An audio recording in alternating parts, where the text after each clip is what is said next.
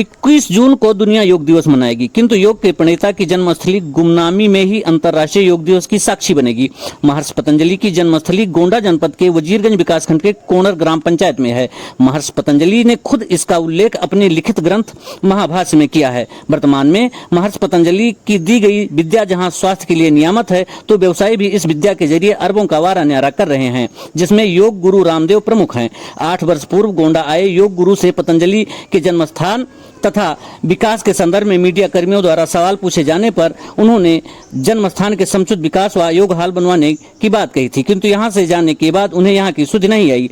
जनप्रतिनिधियों व जिला प्रशासन भी जन्म स्थान के विकास को लेकर उदासीन है। ऐसे में योग के प्रणेता की जन्मस्थली गुमनामी के अंधेरे में ही अंतर्राष्ट्रीय योग दिवस की साक्षी बनेगी। यद्यपि स्थान को चर्चा में लाने व इसके विकास हेतु पतंजलि जन्म भूमि न्यास के अध्यक्ष स्वामी भगवताचार्य शासन प्रशासन में अपनी आवाज बुलंद कर रहे हैं, तो वर्तमान प्रधान प्रतिनिधि भी पतंजलि जन्म स्थान के विकास को लेकर फिक्रमंद हैं।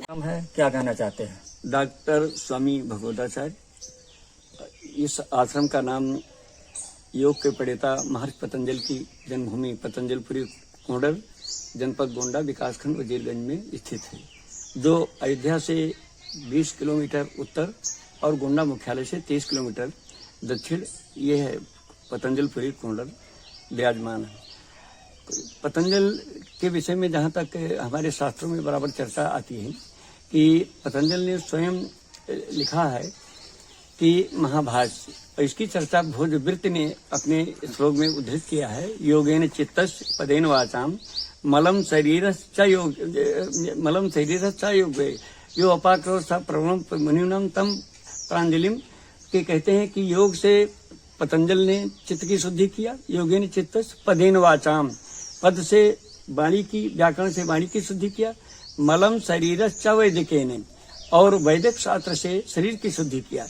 ऐसे पतंजल की ये जो जन्मभूमि है, जो पूरे विश्व में योग का डंका बजाने वाले पतंजल, जिनके सामने सारे दुनिया के लोग नतमस्तक हैं, ऐसे पतंजल की ये जो जन्मभूमि है बड़ी ही दयनीय स्थिति में, उपेक्षा की स्थिति में है।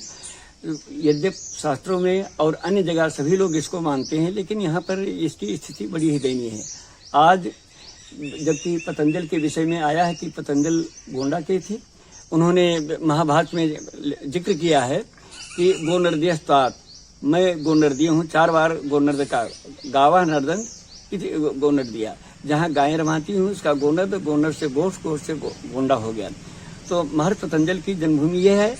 और जब पतंजल जी ने भगवान श्री हरि से कहा कि मेरी विद्या का विकास नहीं हुआ, उस समय भगवान श्री हरि ने कहा कि द्वापर और कल के संधि में पतंजल के रूप में आपका आविर्भाव होगा, उसमें आपकी विद्या का विकास होगा।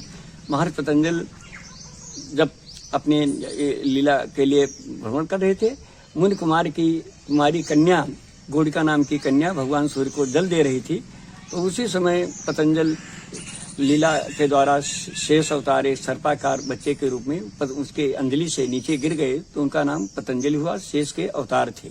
पतंजल छात्रों को अध्ययन कराते थे, लेकिन उन्हें कोई देख नहीं सकता था, पर्दा लगा हुआ था। एक दिन एक विद्यार्थी एक छोटे से डंडे को उठाया और कहा कि पर्दे के अंदर कौन बोल रहा है। उसने पर्दे को उठा दिया तो पतंजल जी सर्पाकार होकर वहीं अदृश्य हो गए, और जितने विद्यार्थी थे जलकर भस्म हो गए। एक जल पीने गया था तो उसको भी पिशाच का रूप दे दिया। जब उसने कहा कि मेरी मुक्ति का उपाय बताइए, तो उसमें पतंजल जी ने कहा कि जो मैं पढ़ाया हूँ यह है, जब आप इसका ये करोगे तो आप इससे मुक्ति पा जाएंगे। तो पतंजल जी पत्ते पर, पीपल के पत्ते पर लिख करके नीचे गिराते थे। एक विद्वान लिखता बटोरता जाता था। एक उसी बीच में कुछ छगड़ी आ गई और उसने कुछ पत्ते को खा लिया। तो ये भी महाभारत में अजाह चरवंत कुछ पत्ती है। तो इसलिए पतंजल, अब ये निर्विवादित सत्य है कि पतंजल गोंडा में इस कोंडर किते कोड़ियन दिए थे, छेते इस कोंड से जब अदृश्य हो गए तो इसका नाम कोंडर पड़ गया। तो यहाँ पर पतंजल झील और ये पतंजल के सम्मान में ये जो कोंडर है पतंजलपुरी के रूप में है। हम लोग चाह रहे हैं कि इसका विकास खंड जो वजीरगंज है, इसका नाम बदल करके पतंजल के सम्मान में पतंजलपुरी हो, और ये जो 9 किलोमीटर में ये जो पतंजल झील है, ये इसका सौंदर्यीकरण हो, यहाँ नौकायान की व्यवस्था हो ताकि पर्यटन लोग आते हैं यही कर सकें। और यहाँ पर एक पतंजल संस्कृत विद्यापीठ बनना चाहिए, चूंकि पतंजल ने महाभारत भी लिखा और एक पतंजल के नाम पर चिकित्सालय हो जिसमें सौसैया की, और विश्वविद्यालय के लिए हम लोग बहुत दिन से प्रयत्नशील हैं। पतंजल के सम्मान में महर्षि पतंजल अंतर्राष्ट्रीय योग विश्वविद्यालय यहाँ पर निर्मित किया जाए और इस संस्थान का विकास भली भांति किया जाए ताकि देश विदेश के लोग आते हैं उनके आकर्षण का केंद्र बन सके। और लेकिन ये भी दुर्भाग्य है कि देखिए पतंजल के नाम पर बहुत से लोग बहुत प्रयास करते हैं और उसमें सबसे ज्यादा स्वामी रामदेव जिन्होंने उसके नाम पर अरबों के संपत्ति अर्जित की और गोंडा में आए थे। यहाँ पर मीडिया के लोगों ने उनसे प्रश्न किया तो उन्होंने कहा कि नहीं, यहाँ पर एक हाल और एक ये मेरी इच्छा है बराबर की, लेकिन वो तब से आज तक आए भी नहीं। तो मैं चाहूंगा कि जब सारी दुनिया के लोग आ रहे हैं वो भी आए और इस सब मिल करके जब पतंजल को सारी दुनिया के लोग स्वीकार कर लिए हैं तो इसको पतंजल के स्वरूपानुरूप इसे मतलब इसका विकास किया जाए और हेरिटेज साइड में वर्ल्ड में जैसे है यह पतंजल की जो जन्मभूमि है अपने में हाईलाइट हो।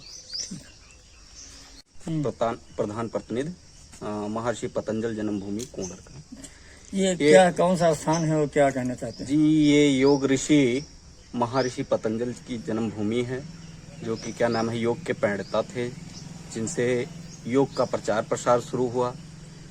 उनकी जन्मभूमि की स्थिति ये है कि आज पूरे विश्व में पतंजल के सम्मान में योग दिवस मनाया जा रहा है। 193 देशों में योग दिवस मनाया जा रहा है। माननीय प्रधानमंत्री जी के प्रयास पर माननीय प्रधानमंत्री जी को धन्यवाद देना चाहूंगा। लेकिन एक कसक है कि पूरे विश्व में तो योग दिवस मनाया जा रहा है लेकिन जो योग के प्रणेता हैं महर्षि पतंजल जी, उनकी जन्मभूमि पे कोई दीपक भी जलाने वाला नहीं है। ये स्थित है। ये तो हम चाहेंगे माननीय प्रधानमंत्री जी माननीय मुख्यमंत्री जी से आग्रह करेंगे और माननीय योगी जी से कि ये योगी जी के सरकार में एक योगी की जन्म स्थली उपेक्षित रहे। ये एक कसक, बहुत बड़ी कसक है और ऐसे में यहाँ का विकास होना अति आवश्यक है। यहाँ मूल कार्यक्रम जो लखनऊ या दिल्ली में होता है योग का, वो यहाँ पर अगर हो महर्षि पतंजल जी के जन्मभूमि पे तो इसका पूरे विश्व में एक अलग संदेश जाएगा और ये पर्यटन स्थली के रूप में विकसित होना चाहिए।